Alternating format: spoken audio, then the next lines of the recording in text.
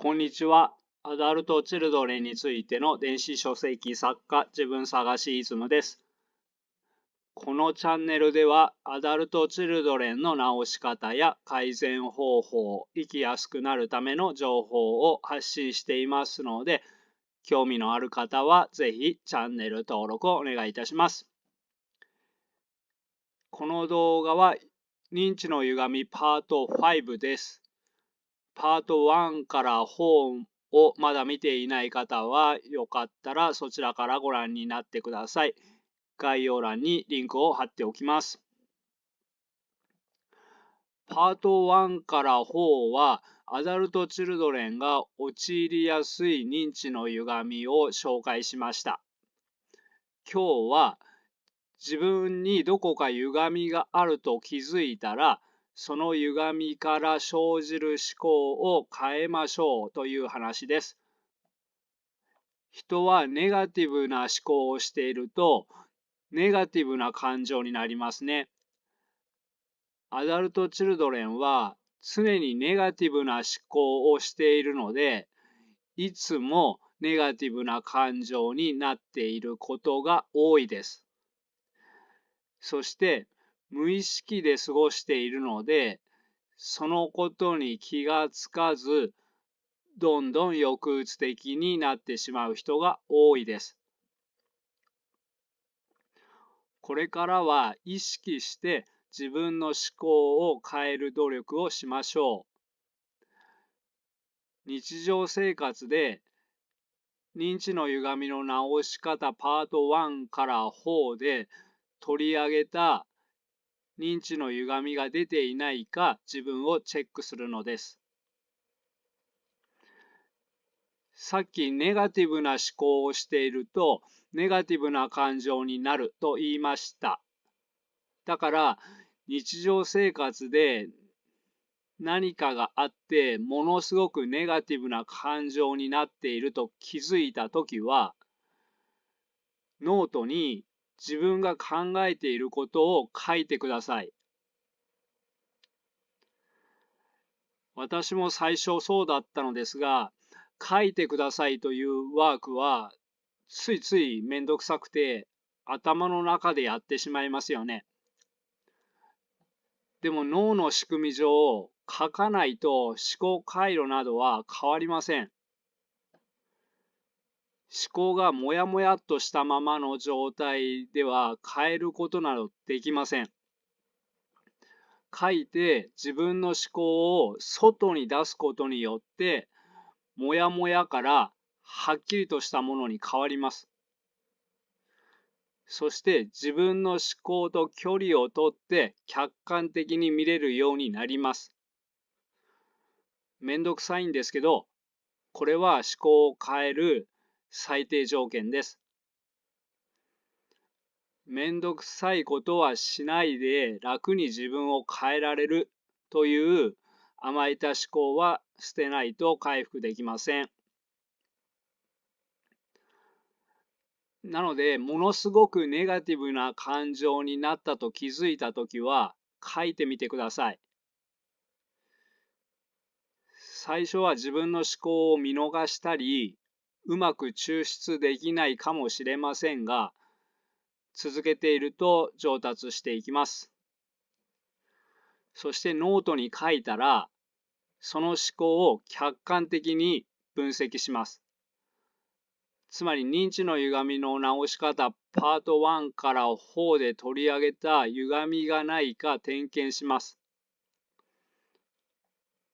もう忘れてしまった方もおられると思いますので、ちょっと復習しましょう。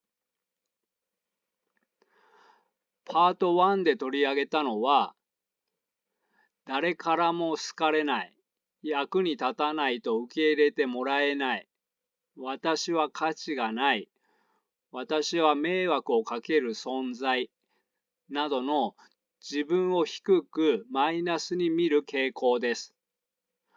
これを通して世界を見ると全部この色に染まってしまいます。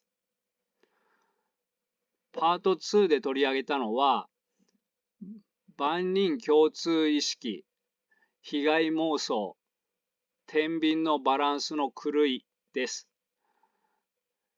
万人共通意識とは、一人の人にこう言われたら、他の人もこう思ってるだろうと感じてしまうことです。また、一人の人に嫌われると、その人にだけ意識が集中してしまう傾向もあります。被害妄想は、何か良くないことが起こると、何でもかんでも相手に悪意があるからだと解釈してしまったり、自分に関係ないことでも自分と関連づけて解釈してしまう傾向のことです。天秤のバランスがおかしいとは、長所やポジティブ面は意識から消したり過小評価し、短所やネガティブ面を拡大解釈してしまう傾向です。パート3で取り上げたのは、べき思考、虫けら思考、決めつけ思考です。べき思考は、自分に対しても他人に対しても、こうするべきだと強く信じている傾向です。虫けら思考は、自分を人より一段低い存在とみなし、雑に扱われる存在とか、迷惑をかけては絶対にいけない存在みたいに扱う傾向です。決めつけ思考は、状況、自分について、他人についてなどに対してこうだと決めつけてしまう思考です。こうだったらいいな、こうかもしれないではなくて、完全なこうだです。パート4で取り上げたのは、完全主義、白黒思考です。完全な成功以外は全部完全な失敗にしてしまう思考です。完全な成功はしなくても、途中まで頑張った自分を完全に無視する思考です。また、パート1からパート4以外の動画で、アダルトチルドレンには、周りは敵とか、甘えの思考があるという話を散々していました。散々していたので、パート1からパート4には入れませんでしたが、これもアダルトチルドレンが陥りやすい罠なので、意識に留めておいてください。では、何かがあって、今ものすごくネガティブな感情になっているとします。そこでノートに書いてみたとします。恋人に駅まで車で送ってと言ったら怒鳴られた。恋人は自己中心的でとても冷たい人だ。今までに一度も愛してもらったことがない。何なんだよ、イライラする。と書いたとします。これが頭の中にあるときは、頭の中ではこれが正解なので、このままです。でも外に出したことによって思考と距離をとって客観的に見る準備が整いました。なので冷静になって客観的に見る努力をしてみてください。そしたら例えばですが、プレゼントをもらったとか、何か気を使ってもらったとか、優しくしてもらったというエピソードも思い出したとします。でも、それは軽視していて、怒鳴られたことだけを拡大していたと気づくかもしれません。つまり、天秤のバランスがおかしかったということです。もしそうであったならば、今考えていた思考より、ほんの少し気持ちが楽になる思考に書き換えましょう。思考は感情のもとですが、感情もまた思考のもとです。いい気分でいると考もポジティブ側によります。だからほんの少しを繰り返して少しずつポジティブに寄せましょう。一気にポジティブに寄せられれば一番いいのですが、それは不可能です。人間の脳は言い聞かせれば聞いてくれるというものではありません。例えば真の部分で、俺は誰よりも劣っていると信じていたら、俺はできる、俺はできる、俺はできると100万回自分に言い聞かせても脳に反発されます。なので信じられないことを言い聞かせても無駄です。信じられる範囲の中で一番気持ちが楽になることを自分に言い聞かせましょう。今は10までしか信じられなくても、続けていくと信じられる範囲が20まで、30までと増えていくことがあります。少しずつ増やしていけばいいのです。なので、さっきの例に当てはめて言うと、もちろん答えは万人共通ではありません。人によっては、これは信じられるが、これは信じられないというボーダーラインが違いますので、自分の正解を見つけてください。なので、例えばですが、恋人に駅まで車で送ってと言ったら怒鳴られた。何なんだよ、イライラする。恋人は自己中心的でとても冷たいところがある。でも、毎日気を使ってくれるし、記念日には必ずプレゼントをくれる。そういう優しい面もある。というふうになるかもしれません。これを信じられるのなら、これに変えましょう。今までの思考は行き過ぎていたということです。でも無自覚で生きていたので、それに気づかなかったのです。気づかないと、どんどんネガティブな気分になって、どんどん思考もネガティブになっていきます。なので、少し視点をずらしましょう。また人によっては別の解釈もできます。例えば思考ノートに書いてみたら、さっきと同じで、恋人に駅まで車で送ったと言ったら怒鳴られた。恋人は自己中心的でとても冷たい人だ。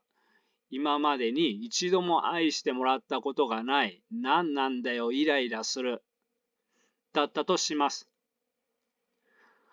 これだけでは正確な状況がわかりませんが、場合によっては、べき思考や完全主義、決めつけ思考や甘えなどでも当てはまるかもしれません。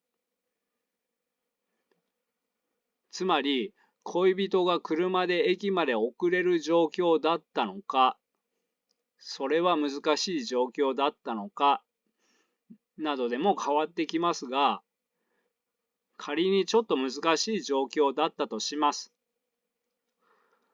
ならば、恋人にこうするべきだ、車で送るべきだという自分の歪んだ思考を押し付けていたということになります。あるいは恋人に完全な優しさを求めすぎているのかもしれません。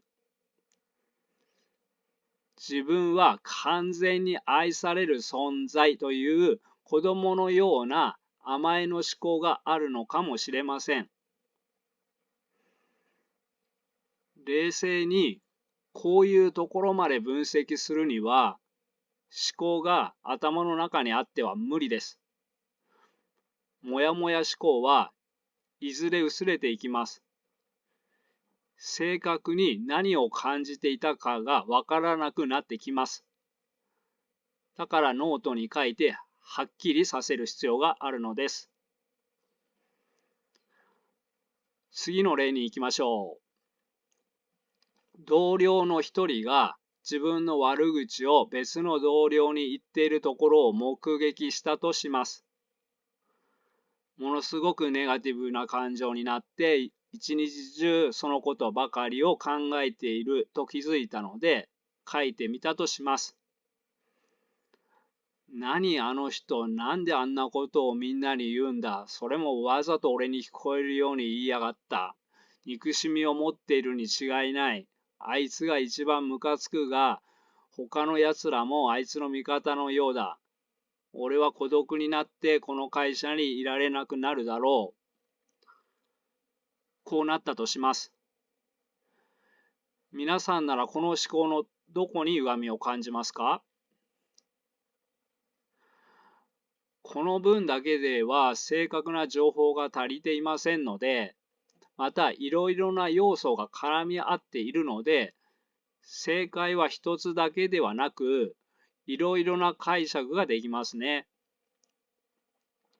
まず、私は誰からも好かれない、私は迷惑をかける存在などの自分を低くマイナスに見る傾向があって、それを通して世界を見ていますね。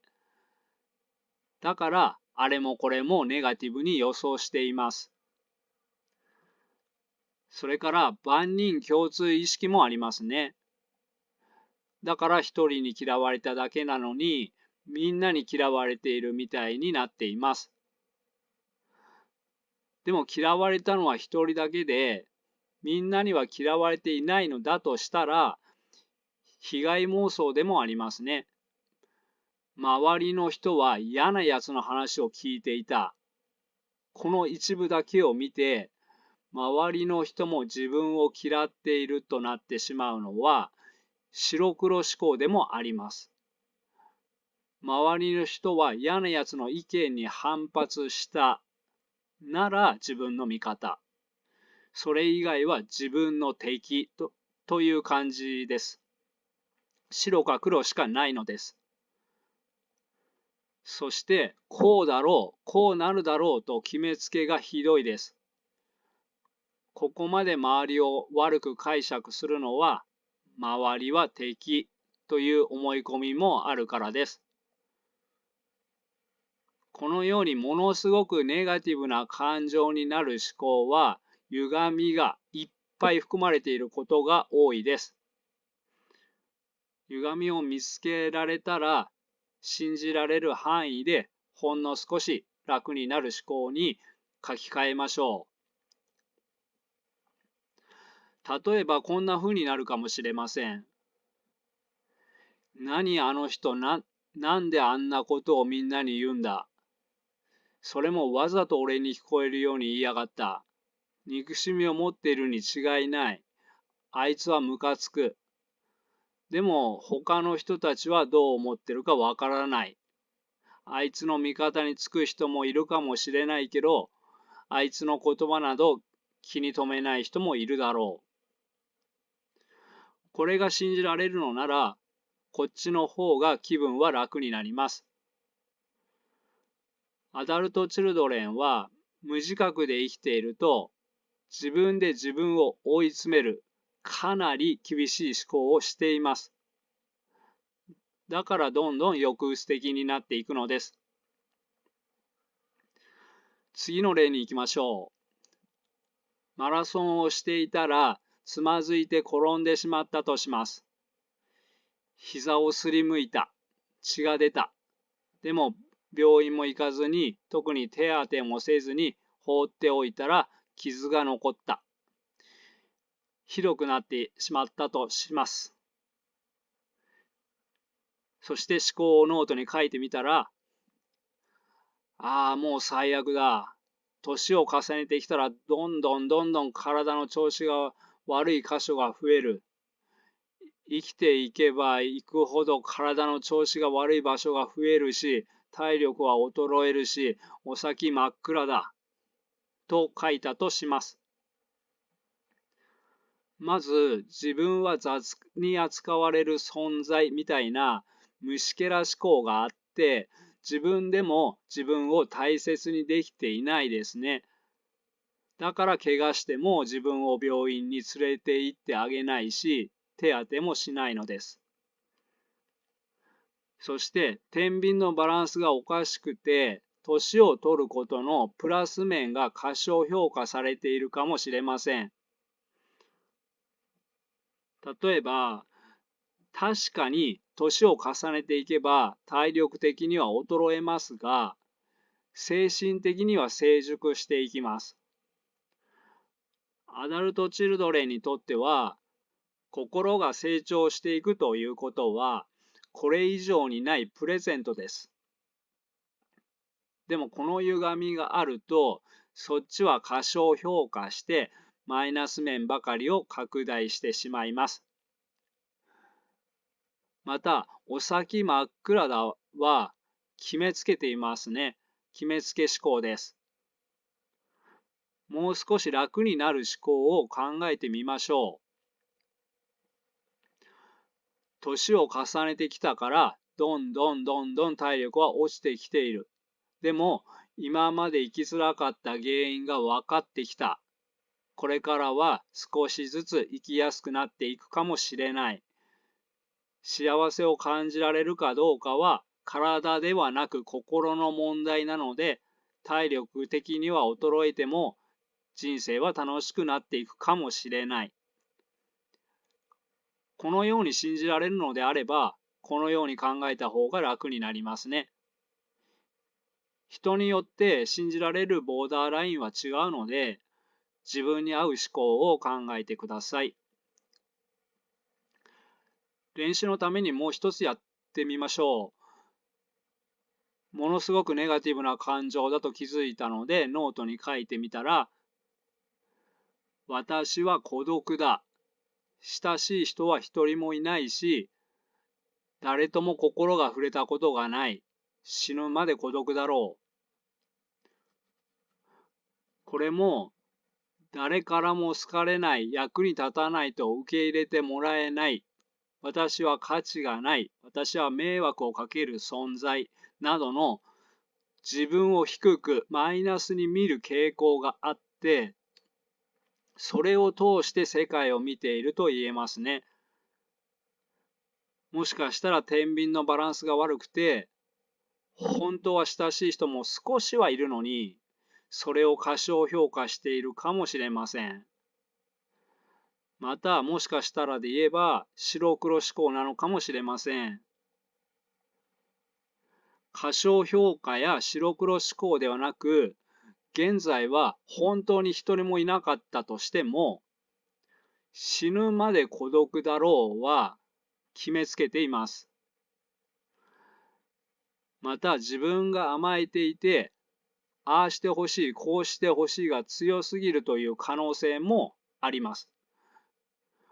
こうなると、普通に友達はいても、その人を自分の要求に応えてくれない冷たい人と感じてしまっている可能性もあります。であれば、もう少し楽になる思考を考えましょう。今まではどうせ誰にも愛されない、自分は迷惑をかける存在みたいなのがあって、自分から人を避けていた。働きに出るのも懇親会に参加するのも避けていた。だから今は孤独だ。今は心が疲れているから人と離れて少し休んでいるが、でもいつか避けることをやめれば親しい人はできるだろう。これが信じられるのであれば、死ぬまで孤独だろうより楽になります。楽になるからこの思考を採用するというより、この思考の方が死ぬまで孤独だろうより現実的です。今までは非現実的なことを採用していて、なおかつ余計にネガティブ感情になっていたということです。自分の歪みに気がつかないと、非現実的なことが現実にしか思えません。なのでまずは歪みに気づけるように繰り返し動画を見たり本を読むことをお勧めします。今日のまとめです。思考は感情の影響を受けますが、感情もまた思考の影響を受けます。ネガティブ感情がひどいときは、ひどい思考をしているはずです。なので、ネガティブ感情がひどいときは、思考を点検しましょう。思考は頭の中にあるときは、もやもやしていて、はっきりしていません。まずノートに書いて、はっきりさせましょう。はっきりさせたら、その思考に歪みがないか点検します。そして、信じられる範囲で少しでも楽になる思考に書き換えましょう。今まで何十年もかけて作り上げた思考回路です。しかも脳は子供のうちにほぼ固まってしまいます。だからすぐには変わりません。でも何度も根気よく続けることで少しずつ変えていきましょう。ほんの少し変えればほんの少し楽になります。まずはほんの少しを目指しましょう。では今日はここまでにします。最後までご視聴ありがとうございました。仲間の皆さん、よかったら高評価、チャンネル登録をお願いいたします。では、バイバイ。